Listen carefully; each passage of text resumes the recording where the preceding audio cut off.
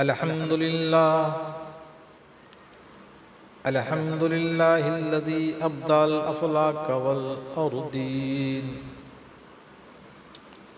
वस्सलातु वस्सलामु अला सय्यिदिल अंबियाइ वल मुरसलीन व अला आलिहि व अस्हाबिहि अजमईन। अऊज़ु बिल्लाहि मिनश शैतानिर रजीम। बिस्मिल्लाहिर रहमानिर रहीम। फ़ग़्सिलू वुजूहकुम व अयदियकुम इलल मराफ़िक़। सदक़ल्लाहुल अज़ीम व बल्लगना रसूलुहुन नबियुल अमीनुल मकीनुल करीम। व नहनु अला ज़ालिका लमिनश शाहिदीन वश्शाकिरीन वल्हम्दुलिल्लाहि रब्बिल आलमीन। सबसे पहले ताजदारे अंबिया रसूल किबरिया मोहम्मद अरबी मोहम्मद मुस्तफ़ा सल्लल्लाहु ताला अलैहि व आलिहि वसल्लम की मुक़द्दस बारगाह में दुरूद शरीफ का हदिये अक़ीदत पेश करें और पढ़ें। अल्लाहुम्मा सल्लि अला सय्यिदिना व शफ़ीना व मौलाना मुहम्मदिन बारिक सल्लिम। सलातु व सलामुन अलैका या सय्यदी या रसूलल्लाह सल्लल्लाहु तआला अलैहि व सल्लम। मुअज़्ज़ज़ हाज़रीन व पर्दा नशीं इस्लामी ख़वातीन, अल्लाह वहदहु ला शरीक ने हज़रत इंसान में जो मोमिन हैं, साहिब ईमान हैं, उन पर नमाज फ़र्ज़ किया।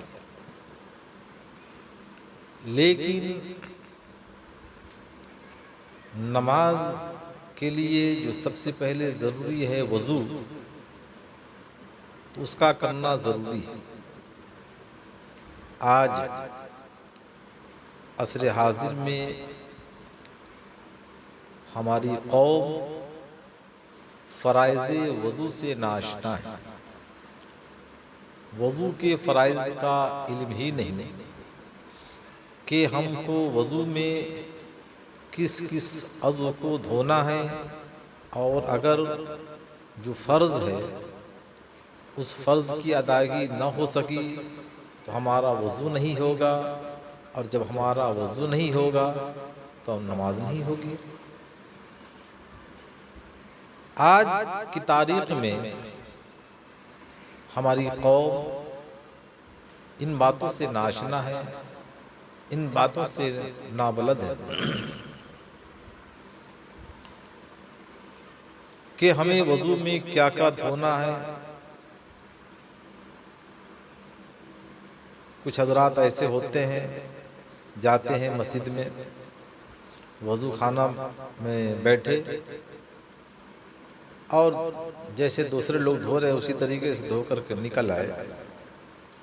उनसे अगर पूछा जाए कि जनाबी आली आपने वज़ू किया, वज़ू के फ़राइज़ क्या हैं, तो उनको ऐसा महसूस होगा कि हमसे इन्होंने कौन सा सवाल कर दिया। अब तक तो हम इन सवालों से नाआशना थे। अल्लाह तबारक व तआला ने कुरान मजीद फ़ुरक़ान हमीद में इरशाद फरमाया, फ़ग़्सिलू वुजूहकुम व अयदियकुम इलल मराफ़िक़ वम्सहू बिरुऊसिकुम व अर्जुलकुम इलल काबैन। वज़ू में चेहरे का धोना फ़र्ज़ है, हाथ का धोना फ़र्ज़ है, पाँव का धोना फ़र्ज़ है, और चौथाई सर का मसा करना।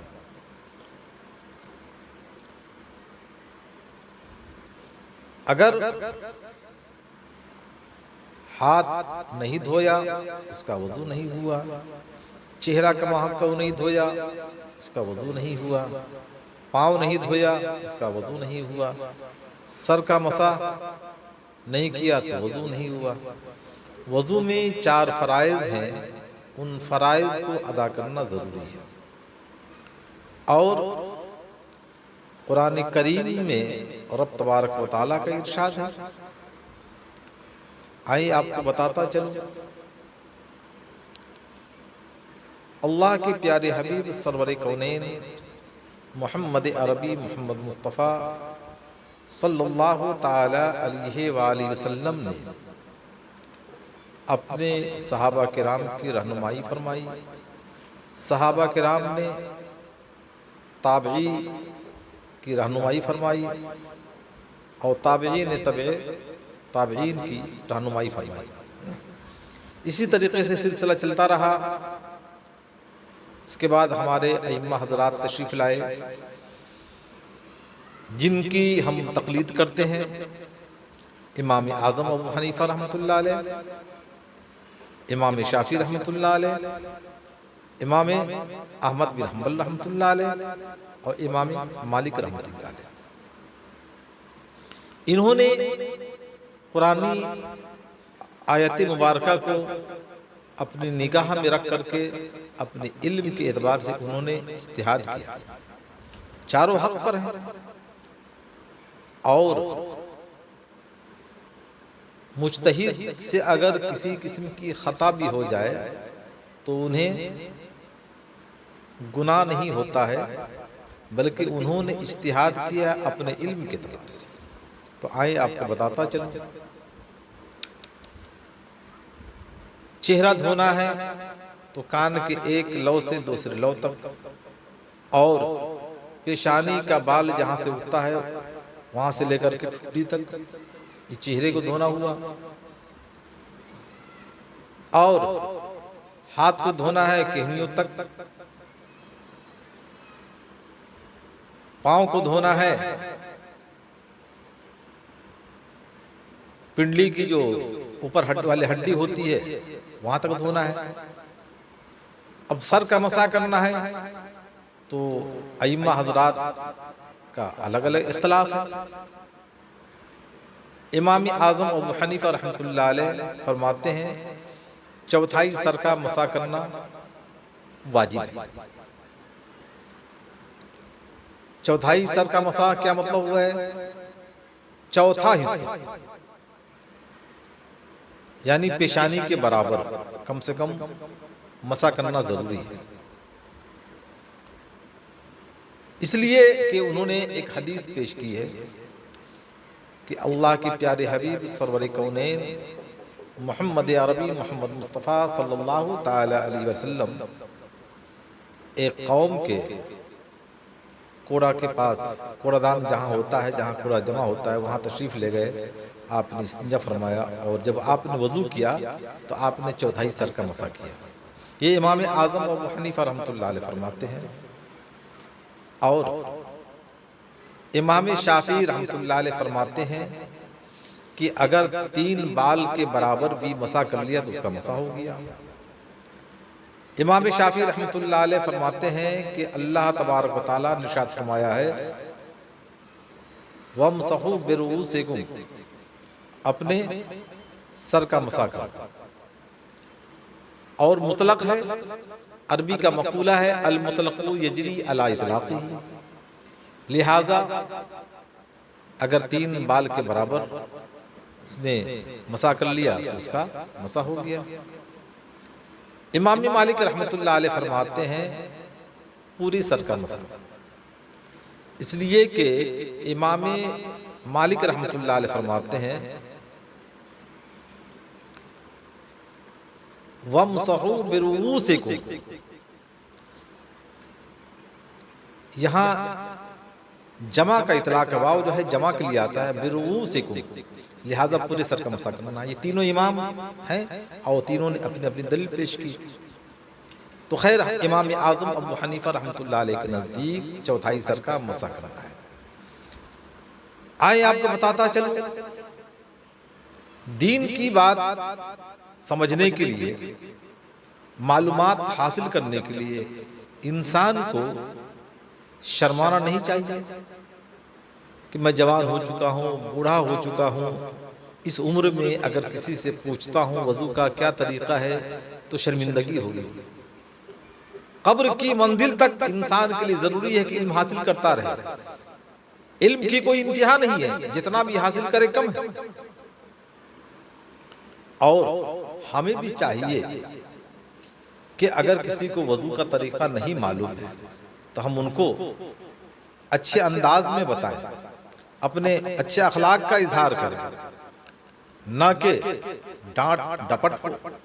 आए आपको बताता चलो, हजरत हसनैन करीमैन रज़ियल्लाहु ताला अन्हु, यानी हजरत इमाम हसन रज़ियल्लाहु ताला अन्हु और हजरत इमाम हुसैन रज़ियल्लाहु ताला, दोनों भाई मस्जिद के वजू खाना में दोनों भाई खड़े थे। एक बद्दू आया और वजू किया, लेकिन उसका वजू कामिल नहीं था। कुर्बान जाए हजरत हसनैन करीमन रज़ियल्लाहु ताला अन्हुमा पर। जब देखा कि बद्दू वजू कर रहा है और इसका वजू जो है कामिल नहीं है और ढंग से वजू नहीं कर रहा है, इसका वजू नहीं हुआ, दोनों भाई आपस में लड़ने लगे। तो बद्दू ने कहा, आप दोनों क्यों लड़ रहे हैं? हजरत इमाम हसन रज़ियल्लाहु ताला अन्हु ने कहा, मैं वजू किया, ये भी किए, इन्होंने कहा कि नहीं तुम्हारा वजू सही नहीं, अब मैंने कहा कि नहीं तुम्हारा वजू सही नहीं, लिहाजा हम दोनों आदमी वजू करते हैं और आप देखकर बताएं किनका वजू सही है। हजरत हसनैन करीमैन रज़ियल्लाहु ताला अन्हुमा बैठ गए वजू खाना में और अल्हम्दुलिल्लाह दोनों भाई वजू करने लगे। जब वजू मुकम्मल हो गया तो बद्दू ने कहा कि नहीं नहीं, आप दोनों भाई का वजू सही है, मेरा ही वजू सही नहीं। माशाअल्लाह। तो हमारे अकाबिर, हमारे असलाफ के समझाने का निराला अंदाज था कि किसी को तकलीफ भी ना हो और ज़हन फिक्र में बात मुकम्मल तौर पर मुंजमिद हो जाए। अगर कहते ए बद्दू तुम किस तरीके से वजू कर रहे हो, तुम्हारा वजू नहीं होगा, तो उस बद्दू को तकलीफ होती, एहसास कमतरी का शिकार हो जाता। मुमकिन था कि शर्मो हया दामनगीर होती और उस शर्मो हया की बुनियाद पर मस्जिद में आना ही छोड़ देता। लेकिन जब दोनों भाइयों ने अपने अखलाक का इजहार किया तो उसको दिल लगी हो गई और खुलूस और मोहब्बत के साथ दोनों भाई के हुजूर अर्ज किया कि ऐ हसनैन करीमैन रज़ियल्लाहु ताला अन्हुमा, आप दोनों भाई के अखलाक ने मेरे दिल को जीत लिया। अल्लाह।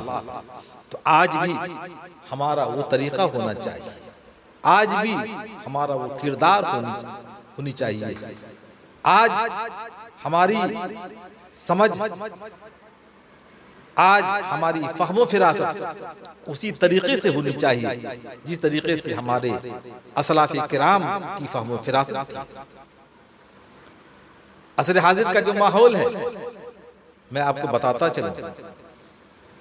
कुछ लोग ऐसे होते हैं जिनको वजू में आज़ाए वजू धोने का तो तरीका नहीं, लेकिन दूसरा अगर वजू कर रहा है तो अंगुष्ठ नुमाई करेंगे और खामोश होकर नहीं कहेंगे, बुलंद आवाज से कहेंगे, जनाब कैसा वजू कर रहे हो, आपका वजू नहीं हुआ। लेकिन अगर आप उससे पूछ बैठे कि जनाबे आली आप ये बताएं वजू में कितने फराइज हैं, कितने आज़ा का धोना फर्ज है, तो खामोश होकर यही कहेगा ला आलम, मुझे नहीं मालूम, मैं नहीं जानता। लेकिन आज भी जो साहिब फिक्र है, साहिब फिरासत है, साहिब फहम है, वो इन बातों को अपनी निगाहों में रख करके अपने जरूरत को इस तरीके से लोग सामने पेश करते हैं कि किसी तरह का कोई दुश्वार मरहला सामने नहीं आता है, किसी तरह की कोई परेशानी सामने नहीं आती है, हमारा भी काम हो जाता है, उनका भी काम हो जाता है। इस्लाम के मुकद्दस शहजादों, तो हमारे लिए जरूरी है कि इन बातों को निगाहों में रख करके अमल पैरा और अल्लाह के रसूल सल्लल्लाहु ताला अलैहि वसल्लम का फरमाने आलिशान है कि नमाज तुम्हारी उस वक्त तक कामिल नहीं होगी जब तक कि तुम्हारा वजू कामिल नहीं होगा। लिहाजा आज़ाए वजू पर पानी आप डाले तो पानी बहे, ये नहीं कि तेल की तरह वो तेल जैसे हाथ में लगा लिया उस तरीके से पानी लेकर के अपने हाथ पर रख करके रगड़ लिया तो वजू नहीं हुआ। बल्कि वजू के लिए जरूरी है कि पानी रखे तो पानी के कतरात जमीन पर गिरे, इसलिए कि फगसिलू है, धो, लगाओ नहीं, बल्कि अल्लाह तबारक व तआला के इरशाद पाक है फगसिलू वुजूहकुम व अयदियकुम इलल मराफिक वमसहू बिरुऊसिकुम व अर्जुलकुम इलल काबैन। तो लिहाजा इन बातों पर हमें चाहिए कि अपनी मेहनत, अपनी कोशिश को मुकम्मल तौर पर कामयाबी की मंजिल पर गामजन करते रहें। हमारा दीनी मिल्ली अखलाकी फरीज़ा बनता है कि हमारा कोई इस्लामी भाई, इस्लामी मुआशरे में रहने वाला हमारा पड़ोसी अगर इन बातों से नाशना है तो हम अपने अखलाक का इजहार करें, अपनी मोहब्बत को उनके सामने पेश करें। इन बातों को अगर हम रख करके अमल पैरा होते हैं तो यकीनन कामयाबी हमारी हर मकाम पर होती हुई नजर आएगी और अल्लाह वहदहू ला शरीक का फजल हम तमाम पर नाजिल होता हुआ नजर आएगा। रब्बे कदीर की हुजूर दुआ है कि परवरदिगार आलम हम तमाम को इन बातों पर अमल करने और कराने की तौफीक रफ़ीक अता फरमाए। आमीन बजाए सय्यिदुल मुरसलीन। अस्सलामु अलैकुम।